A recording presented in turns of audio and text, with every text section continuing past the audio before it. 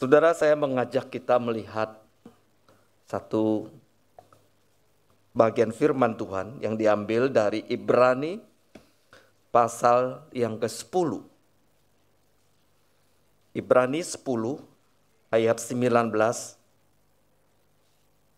sampai ayat 25. Yang mau Alkitab silakan buka.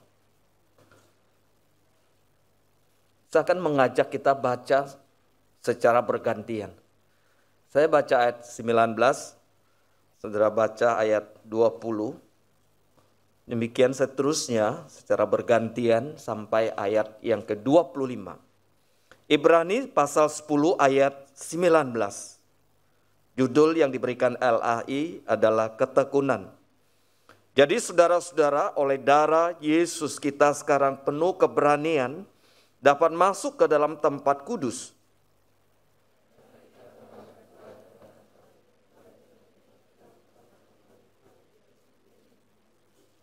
Dan kita mempunyai seorang imam besar sebagai kepala rumah Allah.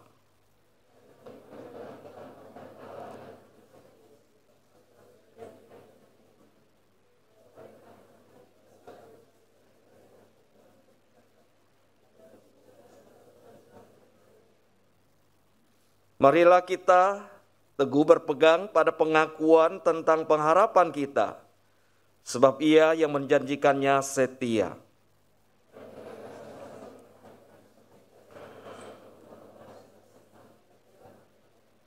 Ayat 25 kita sama-sama membacakannya. Janganlah kita menjauhkan diri dari pertemuan-pertemuan ibadah kita, seperti yang dibiasakan oleh beberapa orang. Tetapi marilah kita saling menasihati dan melakukannya menjelang hari Tuhan yang mendekat. Saudara, terkadang masih ada orang Kristen yang bertanya, mengapa kita sebagai orang Kristen harus beribadah dengan menggunakan waktu hari Minggu? Dan mereka bertanya, bukankah Allah kita adalah Allah yang melampaui segala ruang, tempat, dan waktu?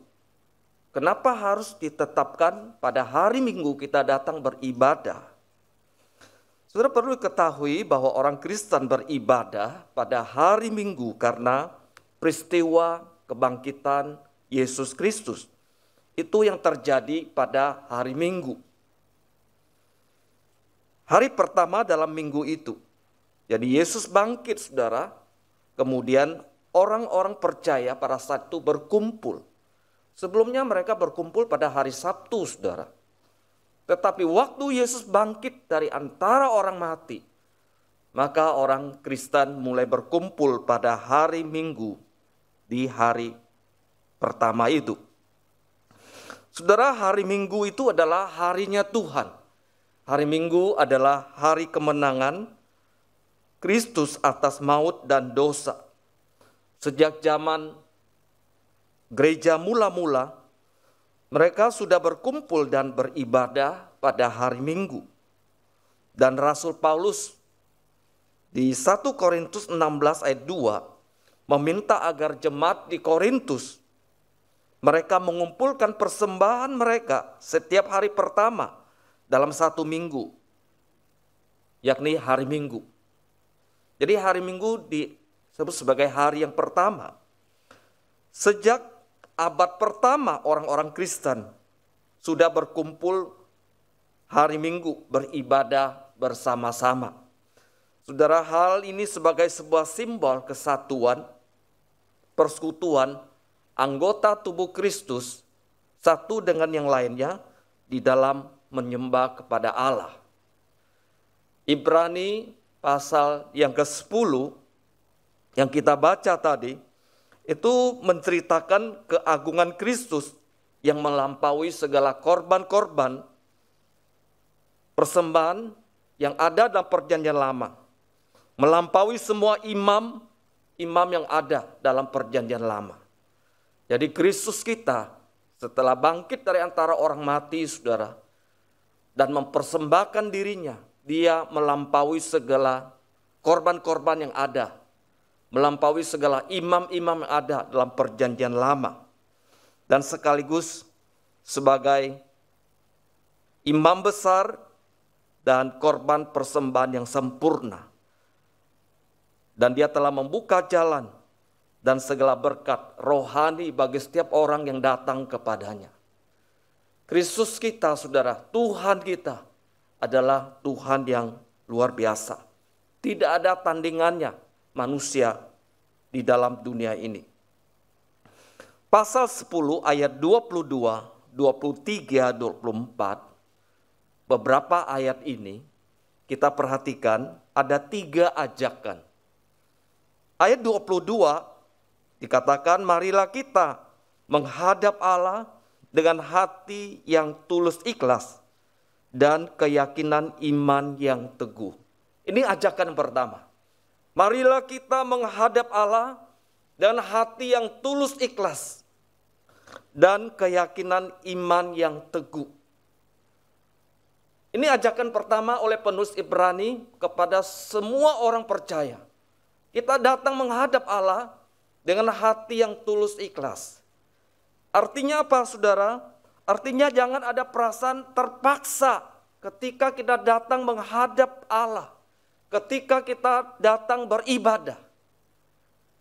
Dengan tulus ikhlas artinya bahwa kita bukan karena siapa-siapa saya datang beribadah kepada Allah. Biasanya kita orang timur kan ada perasaan tidak enak. Karena si A mengajak, si B mengajak. Lalu perasaan tidak enak, kita datang, saudara. Penulis Ibrani mengatakan, kita menghadap Allah dengan hati yang tulus ikhlas. Termasuk dalam segala pelayanan kita, saudara. Itu harus lakukan dengan tulus ikhlas. Yang kedua di ayat 23, ajakan selanjutnya, marilah kita teguh berpegang pada pengakuan tentang pengharapan kita, sebab Ia yang menjanjikannya setia. Ajakan kedua adalah, mari kita berpegang teguh pada pengharapan kita,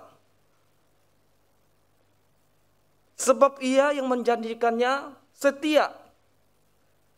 Dia yang menjanjikannya tidak berubah-ubah. Dia setia kepada kita. Penulis Ibrani mengajak kita supaya kita pegang pengharapan kita. Jangan goyah, jangan tergoncangkan oleh perubahan-perubahan yang ada, oleh arus dunia. Dan kita harus tegang berpegang pada pengakuan kita. Tadi kita sudah membaca pengakuan iman rasuli.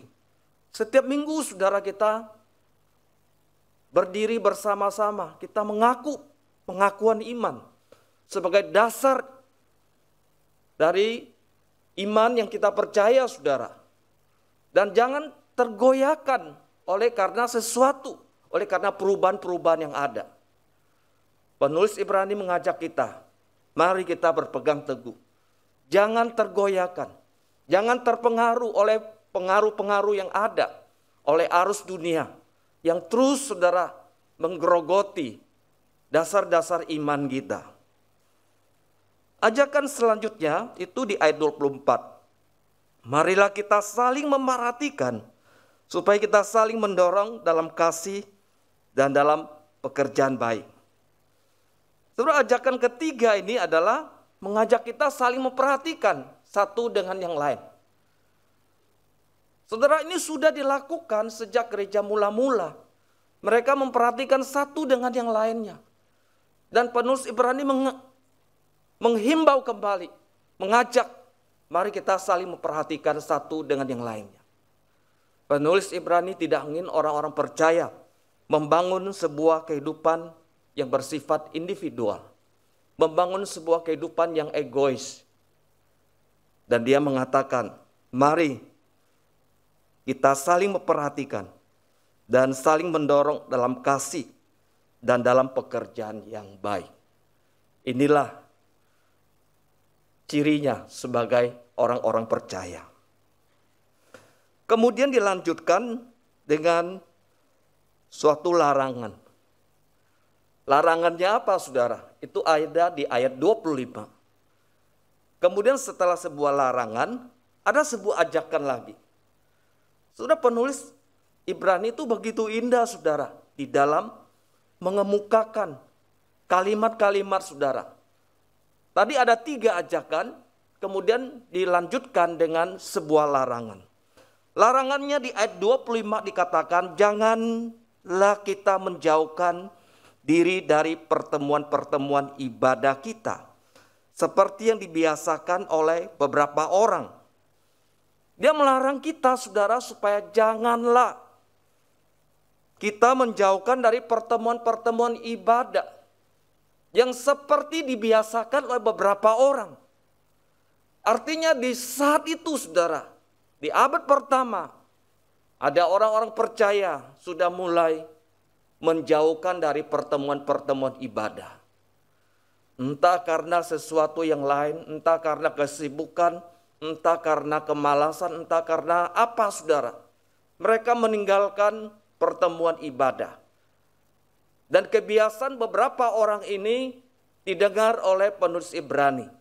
Sehingga dia memberikan sebuah larangan. Janganlah kita menjauhkan diri dari pertemuan-pertemuan ibadah kita. Lalu dilanjutkan, tetapi marilah kita saling menasihati dan semakin giat melakukannya menjelang hari Tuhan yang mendekat. Setelah ada larangan, lalu ada ajakan lagi. Marilah kita saling menasihati dan semakin giat melakukannya menjelang hari Tuhan yang mendekat. Ini Kristus akan segera datang kembali. Dia akan datang ke dunia yang kedua kalinya. Mari kita saling menasihati. Jangan lagi kita meninggalkan ibadah. Saling menguatkan satu dengan yang lain. Supaya tetap setia kepada Tuhan. Karena dia akan segera datang kembali. Saudara, menjauhkan diri dari ibadah.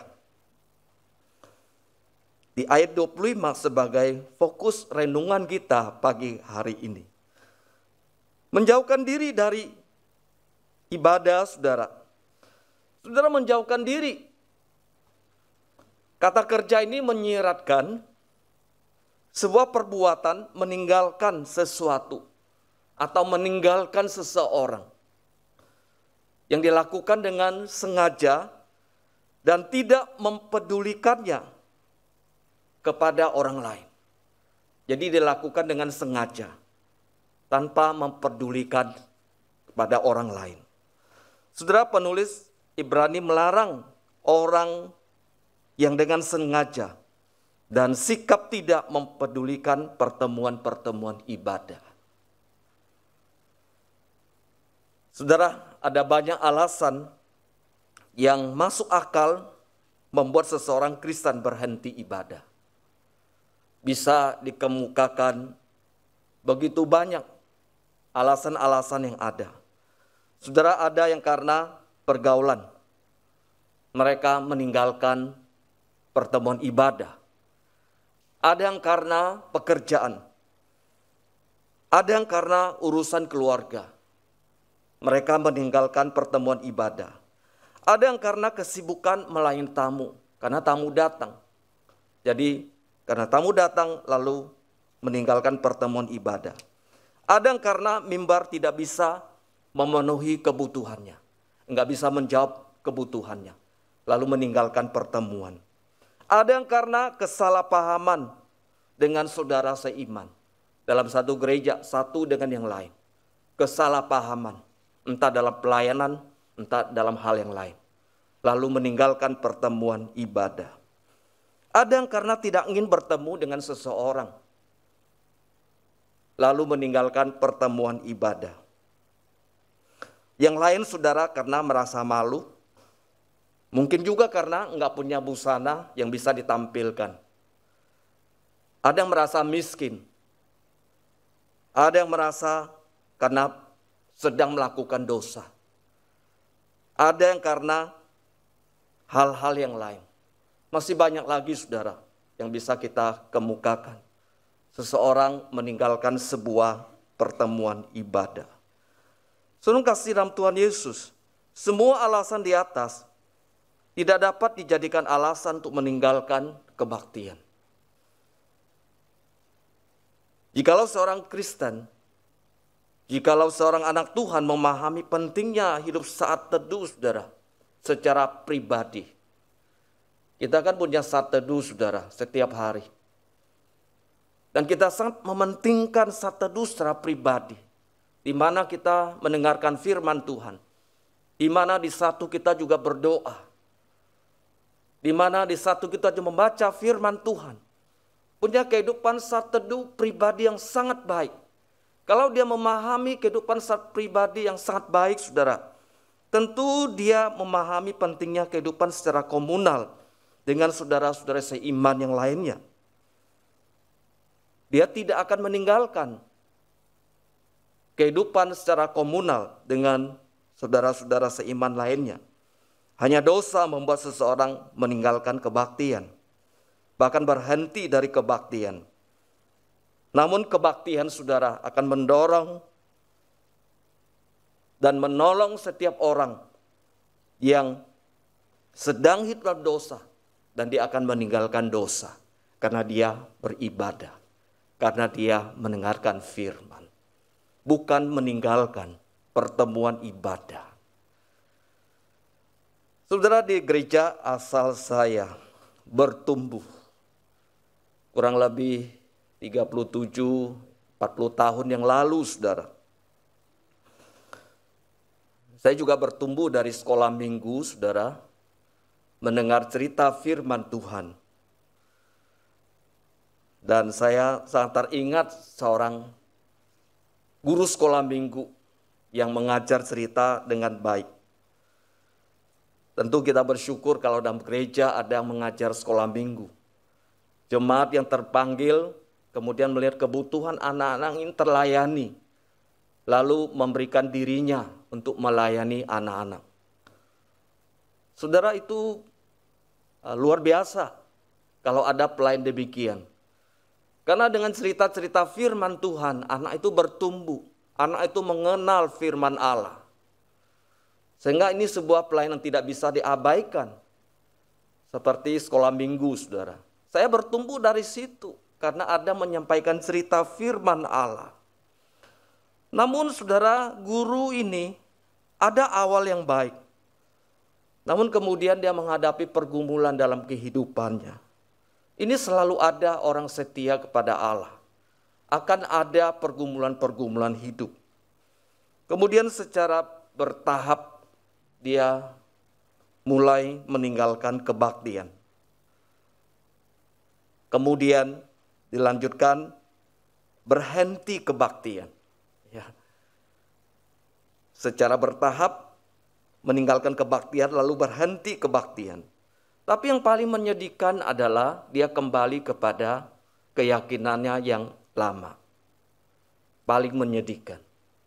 Artinya dia kembali pada cara hidup yang lama. Ini seorang guru sekolah minggu, saudara. Tahapan seseorang meninggalkan kebaktian, saudara, itu tidak segera. Itu ada beberapa tahapan yang biasa diawali. Mula-mula ia akan datang beribadah secara selang-seling. Kadang dia, kadang istrinya, atau kadang anaknya. Ini yang pertama, saudara. Tidak bersama-sama. Selang-seling, saudara. Kemudian ketika menghadiri sebuah ibadah, tidak ada konsentrasi beribadah. Kalau zaman itu, saudara, ya orang nggak konsentrasi ya tertidur. Orang yang nggak konsentrasi ibadah, saudara, mungkin pandangannya akan lari ke kiri, ke kanan, saudara. Kalau zaman sekarang kan main HP, saudara kan, sepanjang ibadah main HP. Itu tidak konsentrasi di dalam ibadah. Ini yang pertama, saudara. Langkah berikutnya, saudara, setelah sekian lama, lalu mulai sesekali datang kebaktian, kemudian bisa berlangsung 2 bulan sekali, dan seterusnya, dan terus merosot.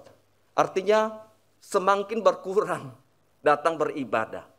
Anak Tuhan, saudara, Tuhan tentukan setiap minggu. kita datang beribadah. Kita mulai mengurangi. Kan? Dari seminggu sekali kemudian menjadi sebulan sekali. Dari sebulan sekali menjadi 2 bulan sekali. Dan terus merosot. Tahapan berikutnya saudara adalah tidak mau menerima perjamuan kudus. Orang Kristen saudara yang telah mengaku berjanji setia kepada Tuhan. Kita tidak mau makan roti, minum perjamuan. Apa maknanya saudara seperti perjamuan kita akan terima hari ini? Apakah sebuah rutinitas saudara? Tidak. Itu punya makna teologi. Kita bersatu dengan Kristus. Yesus mati, kemudian kita hidup saudara. Itu sangat mendalam, tetapi menolak menerima perjamuan. Kadang hamba Tuhan bingung saudara, jemaat tidak mau menerima perjamuan. Setelah menolak perjamuan saudara, itu akan lanjut dengan menolak hamba Tuhan mengunjunginya. Akan terus jatuh saudara, sampai akhirnya dia meninggalkan Tuhan. Dan semakin mendalam. Saudara, inilah cara si jahat atau dunia menarik seseorang kembali kepada kehidupan yang lama. Dengan tahapan-tahapan itu saudara. Kita perhatikan saudara, tahapan-tahapan itu kalau ada terjadi di tengah-tengah kita, kita harus sadar saudara. Kita harus cepat datang kepada Tuhan, memohon pertolongan Tuhan. Cara si jahat menarik kita hanya dengan sebuah langkah kecil saudara. Sebuah langkah sederhana, yakni meninggalkan ibadah. Cara yang lain saudara yang digencarkan oleh iblis adalah mencerai-beraikan kita. Menceraikan kawanan domba Allah. Sehingga kemudian dia udah tersendiri, maka iblis itu akan datang memangsa satu persatu. Itu persis seperti cerita yang disampaikan oleh Tuhan Yesus. Ketika gembala datang, itu adalah untuk mengumpulkan kawanan domba.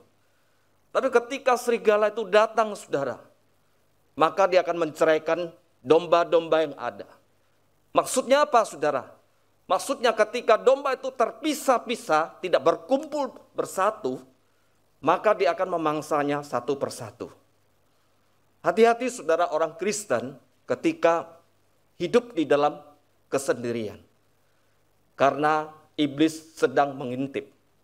Dan dia akan memangsa kita. Sampai kemudian kita tidak berdaya. Seorang Kristen saudara harus menempatkan kebaktian minggu. Pada posisi yang terutama. Dan mengatur yang lain di waktu kemudian. Jadi ada urutannya saudara. Kebaktian itu sebagai prioritas. Bukan sebagai urutan yang terakhir atau bila sempat saudara. Tidak demikian. Panggilan kita datang beribadah selalu menempatkan Tuhan saudara sebagai posisi yang utama. Dengan demikian ibadah juga kita lakukan sebagai waktu yang terbaik, posisi yang kita berikan kepada Tuhan. Ini adalah sebuah sikap hati yang kita berikan kepada Tuhan. Saudara, tidak perlu setiap hari kita datang beribadah. Kita datang ke gereja sehingga meninggalkan tanggung jawab yang lain. Tidak demikian saudara. Hanya satu kali saudara, satu minggu. Kita datang, kita beribadah. 6 hari yang lain saudara lakukan tanggung jawabmu, pekerjaanmu, keluargamu diatur dengan baik. Sehingga ada sebuah balance, keseimbangan di dalam kehidupan keluarga dan juga kehidupan kerohanian kita. Di sini mengatakan janganlah menjauhkan diri dari pertemuan-pertemuan ibadah kita. Iya. Saudara, pertemuan-pertemuan ibadah ini maksudnya adalah episunagoge. Ini bahasa Yunaninya saudara. Maksudnya apa saudara episunagoge ini? Maksudnya adalah kita berkumpul, kita bertemu dalam ibadah seperti ini saudara. Itu episunagoge. Dalam perjanjian baru itu hanya muncul 2 kali. Yang pertama muncul di 2 Tesalonika pasal 2 ayat 1. Itu muncul kata episunagoge. Kemudian Ibrani 10 ayat 25. Muncul kembali kata episunagoge. Maksudnya apa, saudara? Maksudnya ibadah yang dimaksudkan itu adalah pertemuan secara fisik satu dengan yang lainnya. Saudara, ini yang dikhawatirkan oleh hamba Tuhan. Ini yang dikhawatirkan oleh gembala-gembala, saudara. Ketika jemaat tidak berkumpul, saudara. Karena tidak tahu kondisinya bagaimana. Saudara, ini adalah artinya berkumpul, bertemu untuk beribadah bersama-sama. Saudara, ini menunjukkan kebaktian yang rutin diadakan pada hari Minggu. Dan persekutuan-persekutuan yang dapat membawa pertumbuhan secara rohani. Ketika berkumpul, saudara, beribadah, baik persekutuan yang lain, saudara, maka kita akan bertumbuh secara rohani. Bukan semakin menjauhkan diri dari Tuhan. Saudara, kata episinagoge ini bukan menunjukkan ibadah yang dilakukan sendiri-sendiri. Tetapi di dalam persekutuan, dalam komunal, tidak terpisah dengan anggota tubuh Kristus yang lainnya. Dan jelas sekali dari dua kata episinagoge ini di Tesalonika dan Ibrani pasal 10. Saudara, hari ini dengan kita mengamati semua penjelasan di atas, sehingga kita ada sebuah pemahaman yang benar. Mungkin ada yang bertanya, jadi apa maknanya kalau ibadah yang saya ikuti pada hari Minggu dalam pertemuan-pertemuan ibadah setiap minggu? Minimal ada 3 hal yang kita pahami, saudara, ketika kita hadir dalam pertemuan ibadah hari Minggu. Yang pertama, saudara, adalah kesadaran saya bersama dengan saudara seiman secara komunal, meresponi atas undangan dari Allah Tritunggal untuk berjumpa dengannya melalui penyembahan, pemujaan, dan pengagungan yang berpusat pada Kristus. Saudara, di sini yang ditekankan adalah kata komunalnya, secara bersama-sama, umum. Saudara, lautnya adalah khusus, pribadi, sendirian. Ini yang pertama, saudara. Jadi ketika saudara dan saya datang, kita mau berkumpul bersama-sama dengan saudara seiman yang lainnya. Karena itu panggilan bergereja. Yang kedua, saudara, apa makna ibadah pada hari Minggu secara bersama-sama? Bagi saya, yang kedua adalah sebagai tanda persekutuan, koinonia, dengan semua saudara seiman, untuk saling menasihati, untuk saling mengingatkan, untuk saling menguatkan satu dengan yang lainnya, saudara. Ketika kita berkumpul, saudara, ini koinonia, ini persekutuan kita, saudara. Karena kita dipanggil untuk koinonia, saudara. Jadi ini yang saudara kita alami di dalam persekutuan ini. Saudara, di jemaat Korintus itu pernah terjadi demikian. Mereka ada mengatakan, saya ini golongan Paulus. Yang lain berkata, saya ini golongan Apolos. Ini terjadi dalam gereja. Yang lain mengatakan, saya golongan Kefas. Lalu ada yang mengatakan, saya ini golongan Kristus. Kemudian gereja terjadi apa? Terjadi perpecahan, saudara. Paulus datang. Paulus menegur mereka. Kristus memanggil kalian bukan demikian. Tidak dalam golongan-golongan. Ini pun tidak boleh terjadi gereja, saudara. Kelompok-kelompok tertentu, saudara. Ini tidak boleh. Karena kita sadar bahwa kita dipanggil oleh Kristus untuk hidup bersama di dalam sebuah persekutuan dengan semua orang. Tidak ada kelompok-kelompok elit dan lain sebagainya. Kita dipanggil semua sama. Karena Kristus mati bagi kita, saudara. Sudah makna pertemuan ibadah hari Minggu, ya saat berkumpul bersama ada unsur persekutuan. Ini adalah untuk meningkatkan iman dan pengabdian kepada Kristus melalui persekutuan setiap kita, saudara. Saat kita bertemu tempat ini, kita dikuatkan. Tadinya kita mengalami pergumulan. Tadinya kita mengalami masalah, saudara. Kita nggak bisa hadapi dengan sendiri. Ketika berkumpul, saudara, kita dikuatkan. Kita saling menasihati, saling menyapa satu dengan yang lain. Artinya kita saling membangun satu dengan yang lainnya. Ada unsur koinonianya.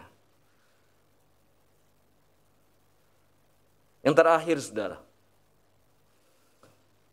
makna bagi saya dalam mengikuti kebaktian pertemuan hari Minggu itu menyatakan kesatuan dengan semua orang percaya sebagai anggota tubuh Kristus yang tak terpisahkan satu dengan yang lainnya.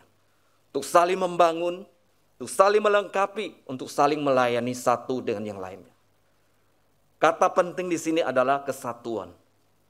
Kesatuan, saudara. Tidak terpisahkan dengan anggota tubuh Kristus yang lainnya. Kalau kita melihat Korintus, waktu Paulus menjelaskan tentang kesatuan, saudara, tentang tubuh Kristus dan anggota-anggota yang ada, saudara, kita akan memahami apa artinya kesatuan itu. Karena demikianlah kita dipanggil sebagai tubuh Kristus, anggota satu dengan yang lainnya, semuanya bermanfaat, semuanya berguna. Tidak ada yang lebih tinggi, tidak ada yang lebih rendah, saudara. Semuanya dipakai oleh Tuhan. Dan kesatuan itu, saudara, untuk saling membangun, saling melengkapi, saling melayani satu dengan yang lainnya. Itu persis seperti kehidupan gereja mula-mula. Mereka bersatu, mereka berkumpul bersama-sama. Mereka saling melengkapi, mereka saling menasihati, mereka saling melayani satu dengan lainnya. Saat badai pandemi COVID-19 melanda, telah berhasil, saudara, memisahkan kita satu dengan yang lainnya. Kurang lebih 2 tahun, saudara. Dia memisahkan kita, saudara, dengan anggota keluarga kita, dengan teman-teman kita, dan mencerai-beraikan kita semua. Keadaan ini bukan hal yang baik, saudara. Keadaan ini membuat kerohanian kita merosot, membuat kita tidak bertumbuh secara maksimal. Semua anak Tuhan bergumul, saudara, karena kita menjaga jarak. Kita tidak bertemu satu dengan yang lainnya. Tapi puji Tuhan, Tuhan mengembalikan keadaan. Kita bisa berkumpul kembali. Saudara, tentu ini mengalami sebuah perjalanan waktu yang panjang, sehingga kita bisa beribadah bersama-sama. Biarlah ini menjadi sebuah nasihat, menjadi sebuah teguran iman buat kita semua untuk kembali beribadah dalam pertemuan-pertemuan ibadah yang Tuhan telah mengaturnya, dan kita boleh berkumpul kembali untuk bisa bertumbuh bersama-sama. Kiranya Tuhan menguatkan kita, memulihkan kita semua,